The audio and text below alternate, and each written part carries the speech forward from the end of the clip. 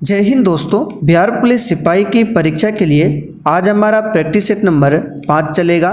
इससे पहले साथियों हमने ऑलरेडी 4 प्रैक्टिस सेट को कवर किया हुआ है। तो साथियों अगर आपने उन सभी वीडियो को नहीं देखा है तो इसके लिए एक अलग से प्लेलिस्ट बना हुआ है। प्लेलिस्ट में आपको वो सभी वीडियो मिल जाएगा, आप लोग जाकर देख सकते हैं। प्लेलिस्ट का लिंक इसी वीडियो के नीचे डिस्क्रिप्शन बॉक्स में है। तो चलिए साथियों आज हम लोग प्रैक्टिस सेट नंबर 5 में टोटल 50 सिलेक्टेड प्रश्नों का डिस्कशन करने वाले हैं।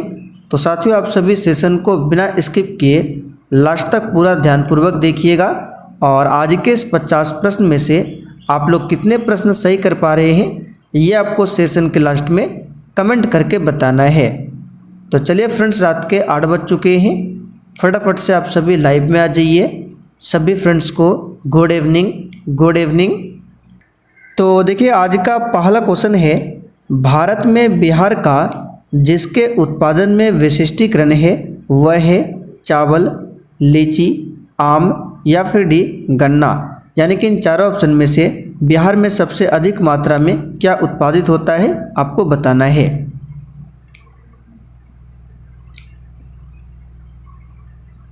चलिए क्वेश्चन नंबर 1 के लिए आप लोग फटाफट से आंसर बताइए। प्रत्येक स्टूडेंट को नीचे लाइव चैट में अपना अपना आंसर करना है। तो देखिए साथियों बिहार में किसका उत्पादन सबसे अधिक होता है तो याद रखिएगा लीची का। यहाँ पर बी ऑप्शन जो ही बच्चे बता रहे हैं उनका बिल्कुल सही जवाब है लीची का। गन्ना का सबसे अधिक उत्पादन कहाँ पर होता है? उत्तर प्रदेश में। जूट का पूछा जाता है, जूट का सबसे अधिक उत्पादन कहाँ पर होता है? पश्चिम बंगाल में।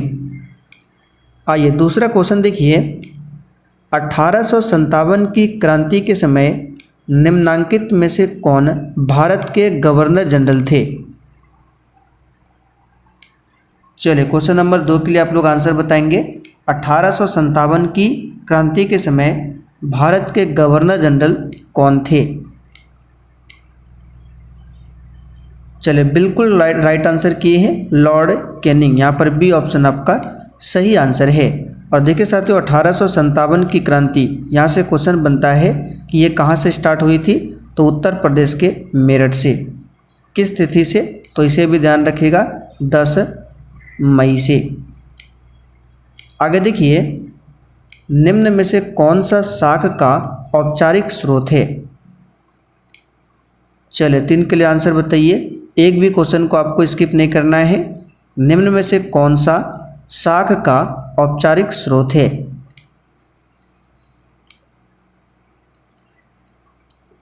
बी राइट आंसर करेंगे सहकारी समितियां। ध्यान रखना है सहकारी समितियां शाख का औपचारिक स्रोत है। चलिए आगे देखिए, निम्नलिखित में से किस उपकरण का उपयोग किसी तरल पदार्थ के विशिष्ट गुरुत्व को मापने के लिए किया जाता है?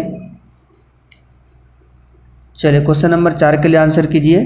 किस उपकरण का उपयोग किसी तरल पदार्थ के विशिष्ट गुरुत्व को मापने के लिए किया जाता है? तो याद रखिएगा हाइड्रोमीटर का। बैरोमीटर से क्या मापा जाता है? तो वायुमंडलीय दाब को मापा जाता है बैरोमीटर से। अच्छा आप लोग कमेंट करके बताइए बैरोमीटर का आविष्कार किसने किया था? ये क्वेश्चन पूछा हुआ है, आंसर बताएंगे आप लोग। गांधी सागर बांध किस नदी पर स्थित है? चलिए 5 के लिए आंसर कीजिए। गांधी सागर बांध किस नदी पर स्थित है? और देखिए साथियों जिन्होंने अभी तक सेशन को लाइक नहीं किया है प्लीज़ आपसे रिक्वेस्ट है आप लोग सेशन को साथ में लाइक करते हुए चलिए। चलिए बी राइट आंसर करेंगे चंबल नदी पर है गांधी सागर बांध। और किस राज्य में है? तो मध्य प्रदेश में है गांधी सागर बांध। अगला क्वेश्चन देखिए, सरकार के स्वामित्व का क्षेत्र कहलाता है? चलिए 6 के लिए आंसर बताइए। सरकार के स्वामित्व का क्षेत्र क्या कहलाता है?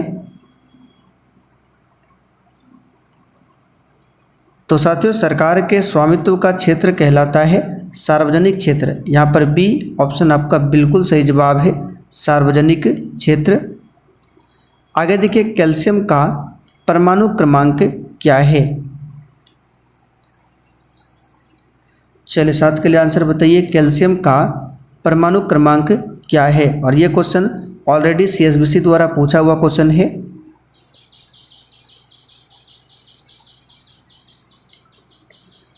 बी राइट आंसर करेंगे। 20 होता है कैल्शियम का परमाणु क्रमांक और कैल्शियम का सिंबल पूछे Ca। आगे देखिए, मानव शरीर के लाल रक्त कोशिकाओं की आयु खाली स्थान दिनों की होती है। इसी तीनों में से आपको आंसर करना है लाल रक्त कोशिका यानी कि आरबीसी। आरबीसी का जीवन काल आपको बताना है।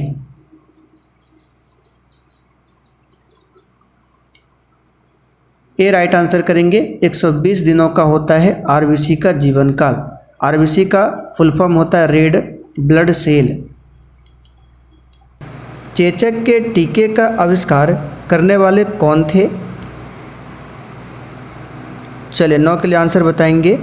चेचक के टीके का आविष्कार करने वाले कौन थे? तो साथियों यहाँ पर इस क्वेश्चन का आंसर क्या हो जाएगा? Edward Jenner. सिंपल सा क्वेश्चन है, कल भी शायद हमने आपको बताया था। चेचक के टीके का आविष्कार करने वाले कौन थे? Edward Jenner. और रेबीज के टीके का आविष्कार किसने किया था? लुई पास्चर ने।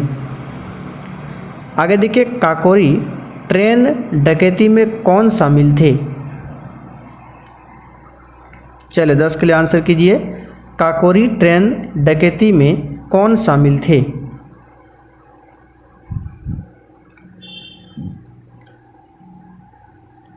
तो देखिए इस क्वेश्चन का आंसर जो बच्चे यहाँ पे बी ऑप्शन बता रहे हैं उनका बिल्कुल सही जवाब है राम प्रसाद बिस्मिल। आगे देखिए, महाराष्ट्र में सार्वजनिक गणेशोत्सव की शुरुआत किसने किया था? चलिए अच्छा क्वेश्चन है, आंसर कीजिए। महाराष्ट्र में सार्वजनिक गणेशोत्सव की शुरुआत किसने किया था? तो साथियों सिंपल सा क्वेश्चन है, ये किया था बाल गंगाधर तिलक ने यानी कि BG तिलक ने। अगला क्वेश्चन देखिए, किसके शासनकाल के दौरान पिट अधिनियम 1784 को प्रस्तावित किया गया था? और देखिए साथियों, आप लोग डेली क्लास को अटेंड कीजिए। क्लास का टाइमिंग है रात 8 बजे से और एक क्लास है रात 8:30 बजे। तो दोनों ही क्लास आपको डेली अटेंड करना है बिहार पुलिस के लिए। तो पिट्स अधिनियम 1784 को प्रस्तावित किया गया था वॉरेन हेस्टिंग्स के समय में। यहाँ पर सी ऑप्शन आपका सही है। लॉर्ड कर्जन के समय में 1905 में बंगाल का विभाजन हुआ था, इसे ध्यान रखिएगा। निम्नलिखित में से किसे नीला ग्रह कहा जाता है? चलिए 13 के लिए आंसर बताइए। नीला ग्रह किसे कहा जाता है? तो सिंपल सा है, पृथ्वी को नीला ग्रह कहा जाता है। बृहस्पति सौरमंडल का सबसे बड़ा ग्रह है। मंगल ग्रह को लाल ग्रह कहा जाता है। रक्त के RH घटक की खोज निम्न में से किस जानवर के संदर्भ के आधार पर हुई है? चलिए 14 के लिए आंसर बताइए। आज थोड़ा सा सिंपल क्वेश्चन हमने लिया है। रक्त के RH घटक की खोज निम्न में से किस जानवर के संदर्भ के आधार पर हुई है? तो याद रखिएगा बंदर। निम्नलिखित में से किस स्थान पर महाराष्ट्र के प्रसिद्ध भगवान विट्ठल मंदिर का निर्माण किया गया है? चलिए 15 के लिए आंसर बताइए। किस स्थान पर महाराष्ट्र के प्रसिद्ध भगवान विट्ठल मंदिर का निर्माण किया गया है? तो स्थान का नाम क्या है? याद रखिएगा पंढरपुर। डी ऑप्शन में दिया हुआ है पंढरपुर। राज्य पूछे तो महाराष्ट्र। आगे देखिए, वैक्यूम फ्लास्क का आविष्कार किसने किया था? चलिए 16 के लिए आंसर बताइए। वैक्यूम फ्लास्क का आविष्कार किसने किया था? डी राइट आंसर करेंगे जेम्स डेबर ने। अगला क्वेश्चन देखिए, प्रतिबाधा की इकाई क्या है? अब देखिए यहाँ पर आपको कंफ्यूज करने के लिए प्रतिबाधा लिखा हुआ है, एक्चुअल में क्या है? प्रतिरोध है। तो जो प्रतिरोध की इकाई होती है वही प्रतिबाधा। तो ओम यहाँ पर आंसर हो जाएगा प्रतिबाधा यानी कि प्रतिरोध। सापेक्षता के सिद्धांत की खोज किसने किया था? चलिए 18 के लिए आंसर बताइए। सापेक्षता के सिद्धांत की खोज किसने किया था?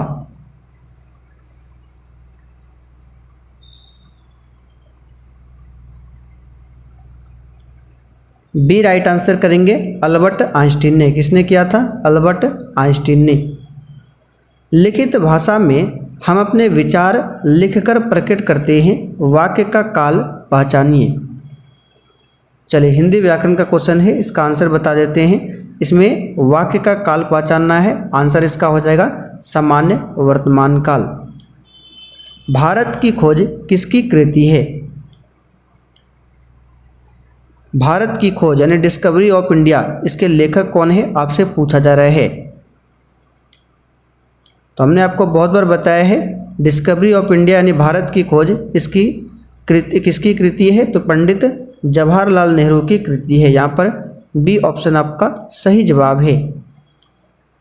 समस्थानिकों के रासायनिक गुण समान होते हैं क्योंकि उनके, सभी ऑप्शन को देखिए। चलिए किसके लिए आंसर बताएंगे? समस्थानिक होता क्या है? एक ही तत्व के परमाणु जिनके परमाणु संख्या समान और परमाणु भार भिन्न भिन्न होते हैं समस्थानिक कहलाते हैं। और समस्थानिकों के रासायनिक गुण समान इसलिए होते हैं क्योंकि उनके परमाणु क्रमांक क्या होते हैं? समान होते हैं। तो ऑप्शन के अकॉर्डिंग यहाँ पर चलना है, आपका आंसर क्या होगा? A option. निम्नलिखित में से कौन सा इमल्सन का उदाहरण है? यह क्वेश्चन भी पूछा हुआ क्वेश्चन है। इमल्सन जिसको बोला जाता है हिंदी में पायस, पायस। तो इमल्सन या फिर पायस, इसका उदाहरण कौन है? आंसर करेंगे आप सभी। सी राइट आंसर होगा। दूध जो है पायस का उदाहरण है। बाकी बादल, धुआं, कोहरा ये सभी एरोसोल का उदाहरण है। किसका यहाँ पे लिख देते हैं? एरोसोल। एरोसोल का उदाहरण है बादल, धुआं और कोहरा। विश्व मधुमेह दिवस मनाया जाता है। बहुत ही सिंपल सा क्वेश्चन है, आंसर कीजिए। विश्व मधुमेह दिवस मनाया जाता है।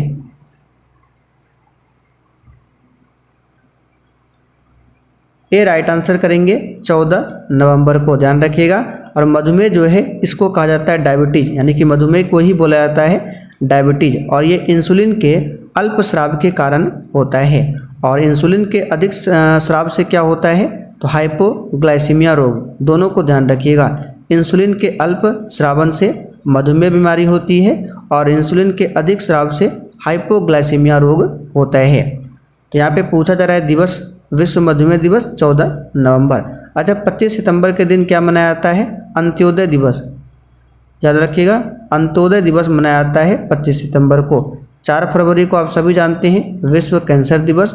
9 जनवरी को प्रवासी भारतीय दिवस। क्यों मनाया जाता है? क्योंकि 9 जनवरी 1915 को ही महात्मा गांधी जी दक्षिण अफ्रीका से भारत लौटे थे। इसी के उपलक्ष्य में 9 जनवरी को प्रत्येक वर्ष भारतीय प्रवासी दिवस या फिर प्रवासी भारतीय दिवस मनाया जाता है। नीति आयोग के वर्तमान उपाध्यक्ष कौन है? चलिए 24 के लिए आंसर बताइए। नीति आयोग इसकी स्थापना कब होती है? तो इसकी स्थापना 2015 में 2015 में नीति आयोग की स्थापना हुई थी योजना आयोग के स्थान पर। तो नीति आयोग के वर्तमान में उपाध्यक्ष कौन है? सुमन बेरी। देखिए डी ऑप्शन में दिया हुआ है सुमन बेरी। और नीति आयोग के वर्तमान में सीईओ कौन है? सीईओ तो ध्यान रखिएगा BVR सुब्रमण्यम। आपको ध्यान रखना है BVR सुब्रमण्यम नीति आयोग के वर्तमान में कौन है? तो सीईओ है। और उपाध्यक्ष कौन है? सुमन बेरी। भारत में वन्यजीव संरक्षण अधिनियम जिस वर्ष लागू किया गया वह है?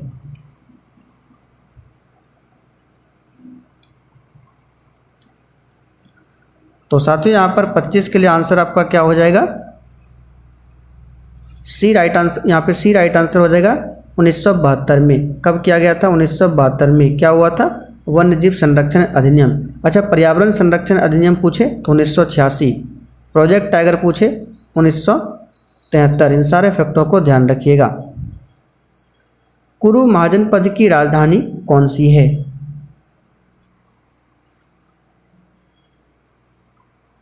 चलिए आंसर बताइए।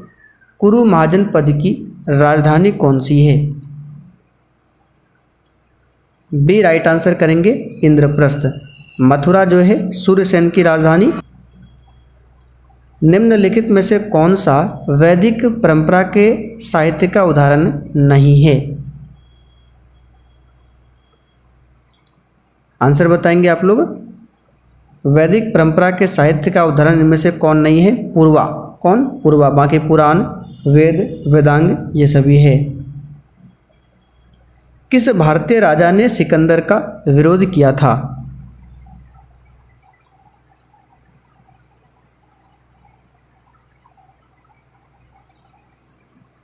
राइट आंसर है पोरस। किसने किया था? राजा पोरस ने। और आपको याद होगा पोरस और सिकंदर के बीच में कौन सा युद्ध हुआ था? हाइडेस्पिज का युद्ध। बुद्ध के सारथी का नाम क्या था? चलिए 29 के लिए आंसर कीजिए। बुद्ध के सारथी का नाम क्या था?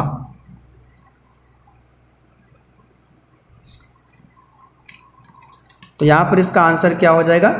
चन्ना। देखिए बी ऑप्शन में दिया हुआ है चन्ना। सबसे प्रसिद्ध कुषाण शासक कौन था?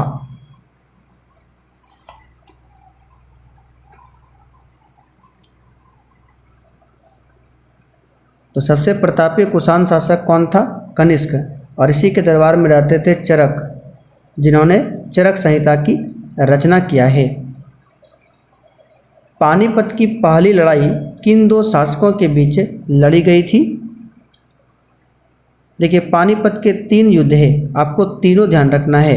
1526 में पानीपत का प्रथम युद्ध हुआ था बाबर और इब्राहिम लोदी के बीच में, और इस युद्ध में इब्राहिम लोदी की हार हो जाती है और इसके बाद 1526 से ही मुगल साम्राज्य की स्थापना होती है। फिर देखिए पानीपत का दूसरा युद्ध हुआ था 1556 में। पानीपत का तीसरा युद्ध हुआ था 1761 में। तीनों को ध्यान रखना है। तो आंसर यहाँ पे हमारा बी होगा। गदर पार्टी की स्थापना कब और कहाँ पर हुई थी?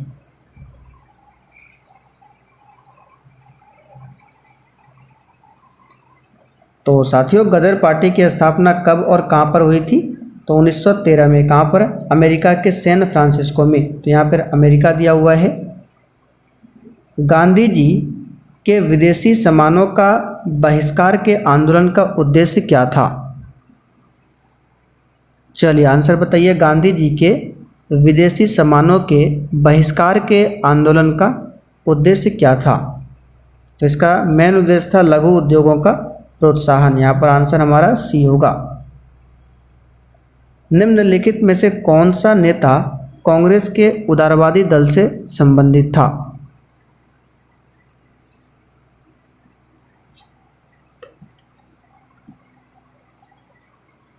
राइट आंसर करेंगे अरविंदो घोष। दादा भाई नौरोजी। ध्यान रखना है इन्हें भारत का वृद्ध पुरुष कहा जाता है और इन्होंने ही भारत में सबसे पहले राष्ट्रीय आय का अनुमान लगाया था।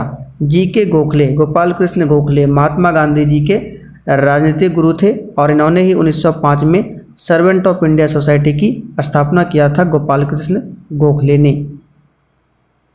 दूसरी गोलमेज कॉन्फ्रेंस में भारतीय राष्ट्रीय कांग्रेस का प्रतिनिधित्व किसने किया था? अच्छा क्वेश्चन है।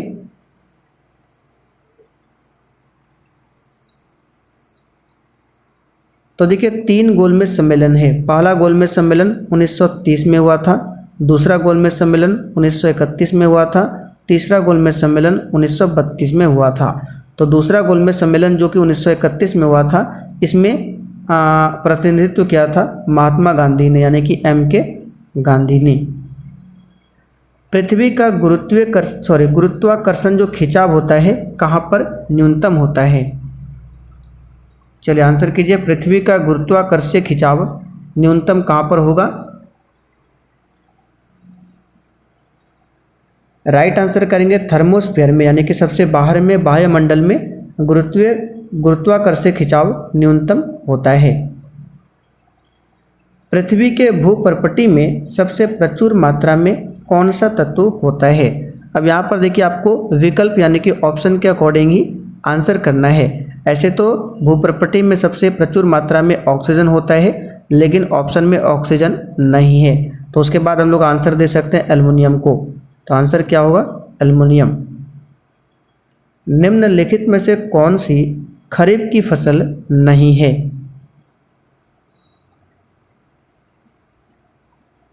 चलिए 38 के लिए आंसर कीजिए। खरीफ की फसल इनमें से कौन सी नहीं है? तो याद रखिएगा जौ, गेहूँ, चना ये सभी रबी फसल का उदाहरण है। बाकी चावल, मक्का, कपास खरीफ फसल है। पालघाट निम्नलिखित रेलवे में से किसका एक मंडल है? राइट आंसर करेंगे दक्षिणी रेलवे का। हमारे नाखून, बाल और त्वचा समान पदार्थ से बने होते हैं। यह एक प्रोटीन है जिसे कहते हैं।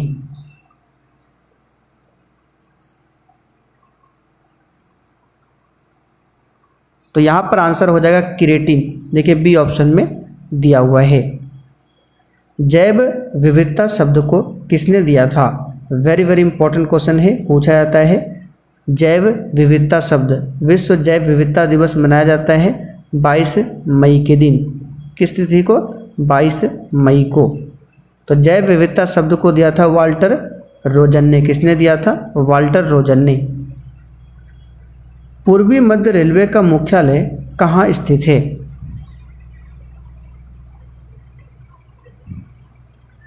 सी राइट आंसर करेंगे हाजीपुर में। भारत दुर्दशा और अंधेर नगरी दोनों किसके नाटक है?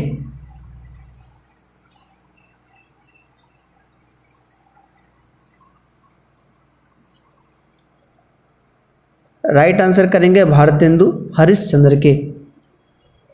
क्राकाटोआ ज्वालामुखी कहाँ पर पाया जाता है?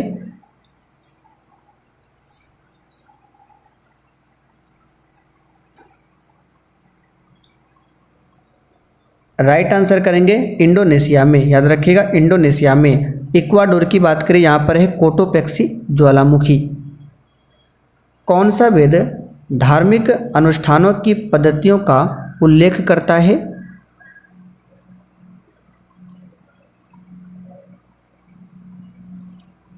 सी राइट आंसर करेंगे यजुर्वेद। वेद टोटल 4 है। ऋग्वेद सबसे पुराना वेद है। सामवेद को भारतीय संगीत का जनक कहा जाता है। अथर्ववेद सबसे बाद वाला वेद है। पादप कोशिका का कौन सा भाग इसे स्फीति, कठोरता और सुरक्षा प्रदान करता है?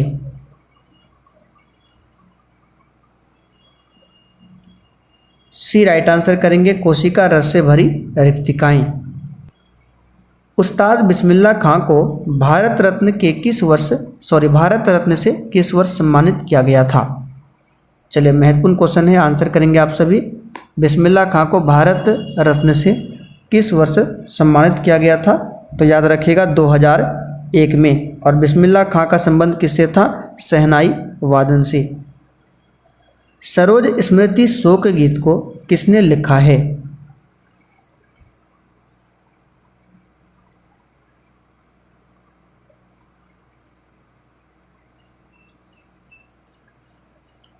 सूर्यकांत त्रिपाठी निराला ने। यहाँ पर बी ऑप्शन आपका राइट आंसर है। चलिए आज का आखिरी क्वेश्चन। जीवाणुओं को नष्ट करने के लिए निम्नलिखित में से किस गैस का प्रयोग किया जाता है? ए राइट आंसर करेंगे क्लोरीन का उपयोग किया जाता है। जल के शुद्धिकरण में भी क्लोरीन का उपयोग होता है। तो चलिए साथियों आज के लिए इतना ही। तब तक के लिए जय हिंद।